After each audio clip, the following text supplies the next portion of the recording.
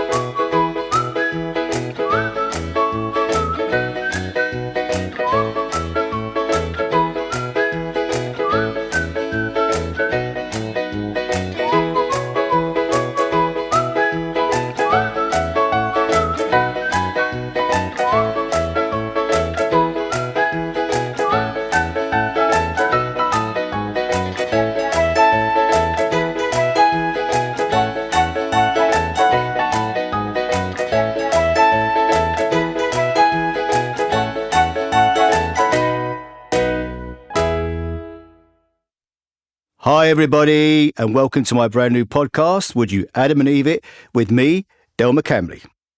Keep up to date with content from Echoes Hue Audio Productions by following us on TikTok, Instagram, X, formerly Twitter, YouTube and Facebook. Don't forget to follow, like and comment.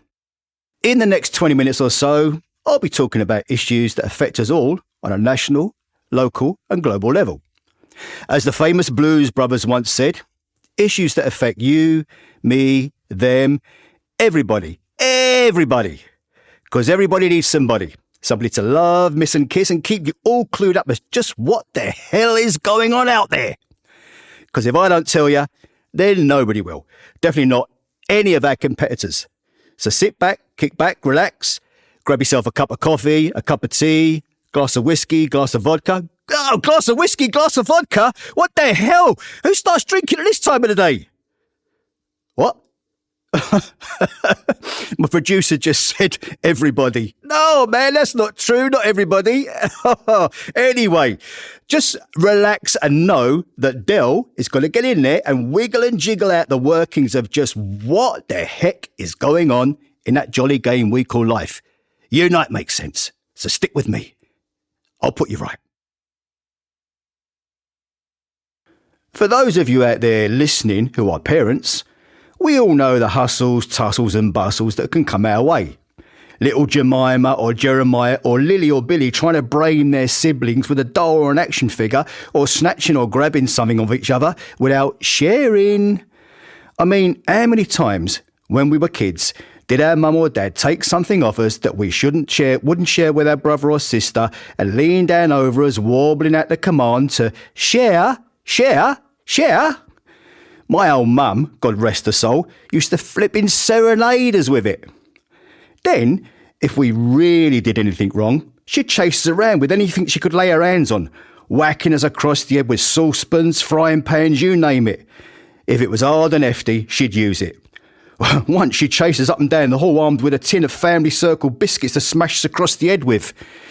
Yeah, she weren't a big one on irony, me old mother. Oh, how the screams used to echo off the walls and out the windows, drifting and floating like a lullaby over the exalted streets of Bethnal Green. Oh, how I miss the old days of visiting A&E, swapping war stories of batterings and concussions. You should see my producer right now. He's jumping up and down and waving his arms in the sound booth like he's bringing a plane to land. Hey, relax. This isn't going the direction you think it's going. Allow me a minute to cultivate my argument. Don't have a stroke. Of course, I'm not for 1 minute advocating domestic violence against our children. Lord, no. What sort of person do you think I am? Nah. Praise the Lord, we live in enlightened times where we strive to edify and improve our young people through forging bonds with them, shaping and moulding them through constructive and encouraging language and guidance. And if they do anything wrong or untoward, teaching them the virtues of accountability. Now, there's a word. Accountability. Why do so many adults, especially those in positions of power, seem to struggle with that concept? Let's have a quick definition of what the term accountability means in its simplest, most basic form, shall we? What I mean by this is, how do we teach our children the concept of accountability? Well, firstly, we teach our kids that if they're in a sticky situation caused by something they've done, then to accept responsibility for it and that nobody should make excuses for them. Own up to your mistakes.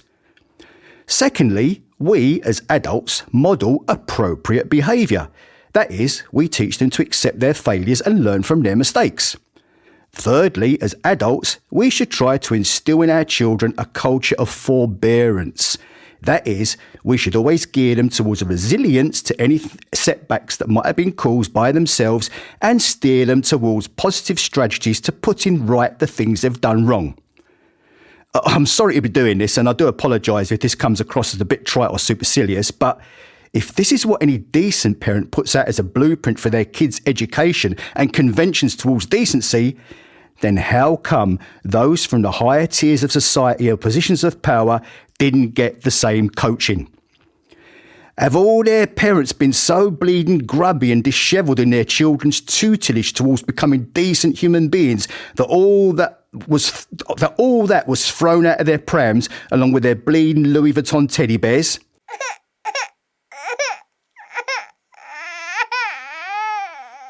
Shoddy parenting, that's what I call it. There's no other answer for it. Or, alternatively, you could say that all those who are in power and who refuse to own up to their mistakes or wrongdoings are so soaked in a veneer of entitlement impunity that, as James O'Brien says, the presumptions of impunity at play reach stupefying levels. I mean, we're all quick to blame the so-called feckless communities that reside in our council estates, calling them all benefit scroungers and freeloaders, yet the rich and the privileged waltz through life stealing thousands or even millions and seem to get away with it. Shoddy parenting or presumptions of impunity through privilege. That's the only reasons I can think of. If you disagree with me or think I'm being harsh, then I welcome you to contact me with alternative reasons why these people fly in the face of common morality and decency and don't own up to what they've done. And because of this flagrant disdain for good form and civility, that's why, in this exquisite and anointed isle we call Britain, there's so many bleeding public inquiries. We need public inquiries because all those aforementioned people in power won't own up to what they've done and show accountability. We need public inquiries to thrust forward those hordes of uneducated or privileged miscreants who haven't been taught the conventions of accountability. I mean, there seems to be an inquiry into something or other on every street corner. They pop up all over the place like bleeding rashes. They're more regular than London buses. Stick out your hand for a 125 and there's a bleeding inquiry trundling along like a tortoise with arthritis. How did this all come about? Where did it all go wrong? How is it that we had to bring about the Inquiries Act 2005 in the first place? What is it about us as a nation that we're peppered, blitzed, blasted and battered with inquiry after inquiry?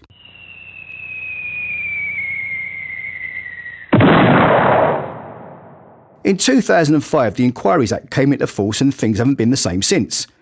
This act provided a set of rules and standards for finding out just what the heck occurred when nobody holds their hands up and admits to any wrongdoings, even though it's clear to anyone with half a brain that some form of iniquity has definitely taken place. In other words, they think we're all stupid. A public inquiry can either be a non-statutory inquiry or a statutory inquiry. There's two different kinds. A non-statutory inquiry can't compel witnesses to give evidence or produce other evidence relevant to the inquiry's work. So, this means that witnesses can be uncooperative or not even turn up at all, and some secret documents can stay, well, secret. A statutory inquiry, on the other hand, can force witnesses to turn up, provide legal safeguards, and are usually put in place by government ministers to answer questions on things that have become a major public concern or deal with controversial issues that need blooming answers. Statutory inquiries are expensive. The Levinson inquiry whacked up the huge sum of $5.4 million. The COVID inquiry alone cost $56 million. The Grenfell inquiry has so far notched up a cost of $170 million, and the Post Office inquiry so far has run up a bill of $38 million. That's all taxpayers' money, folks. That comes out of our pockets. And why? It's all because the people that are to blame for these horrific transgressions hide behind their screens of wealth, positions and privilege and have to be dragged kicking and screaming from under their respective rocks of immunity. The problem is the lack of useful or relevant communication within any public body that's screwed up. They just don't hold their hands up and admit when it's their fault. Instead, they ruin people's lives to the benefit of their own monetary advantage. And let's face it, whenever there's underhand jiggery pokery or double dealing, there's always the old spondoolies or cash involved. It's a lead pipe cinch. It's as sure as eggs is eggs. An open and shut case. A slam dunk bleeding certainty. Whenever there's money involved, they're like some frenzied feral wackos strapped into a misshapen instrument of destruction, mangling, hacking and mowing through the daily lives of ordinary people. And then what happens when accountability comes rapping on their gold inlaid door knocker in the form of a public inquiry? Oh, I don't recall. I don't recall. It's like something dredged up from the depths of hell, like some demonical chant from an H.P. Lovecraft story or the third canto from Dante's Bleeding Inferno.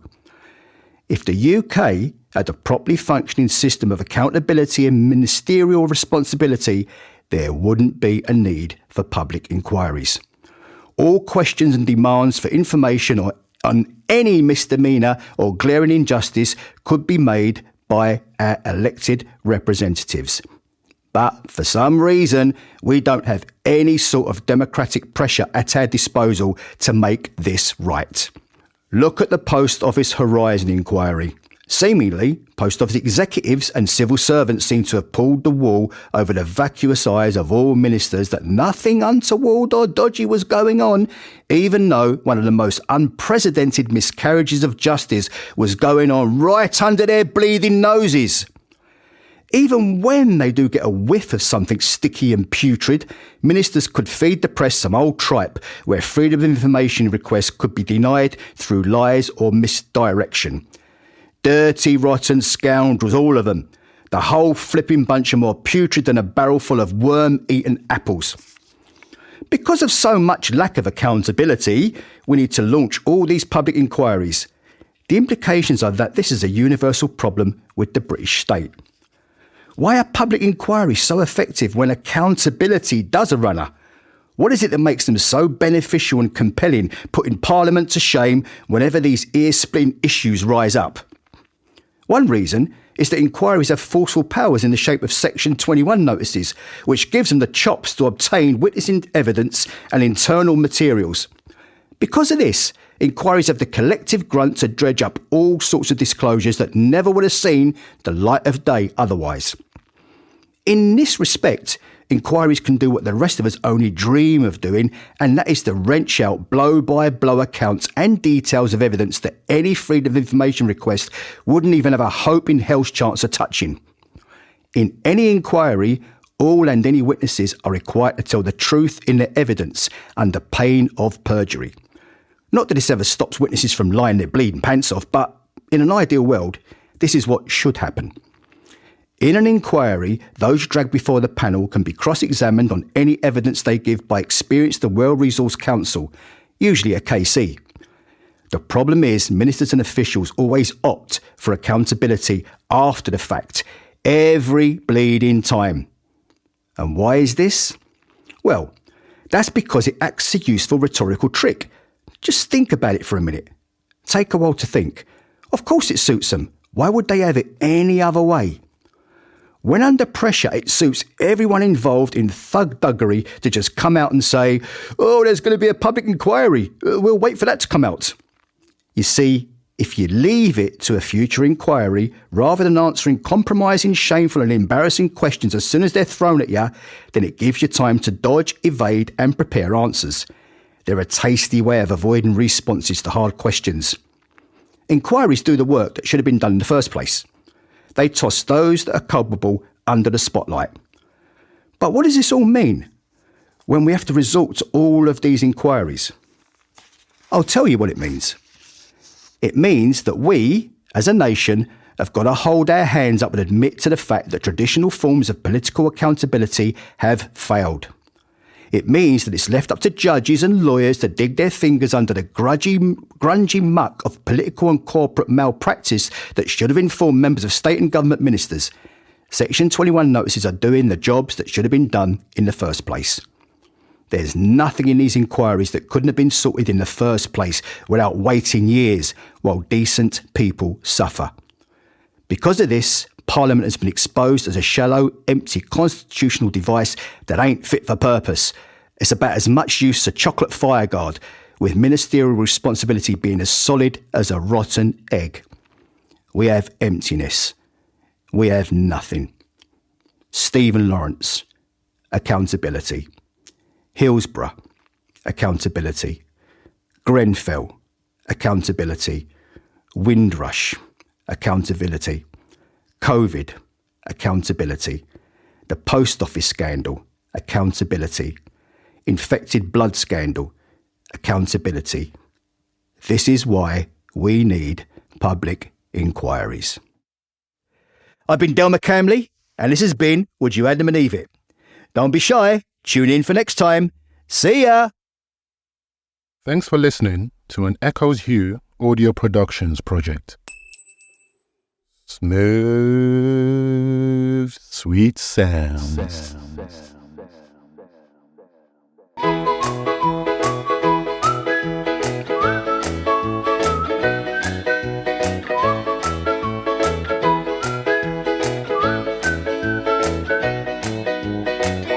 Keep up to date with content from Echoes Hue Audio Productions by following us on TikTok, Instagram, X, formerly Twitter, YouTube and Facebook. Don't forget to follow, like and comment.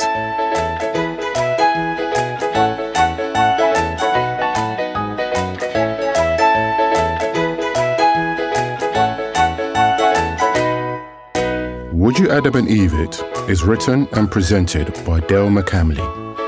The podcast is directed and produced by J.S. Mensah. Our theme music is by Oleg Mazur.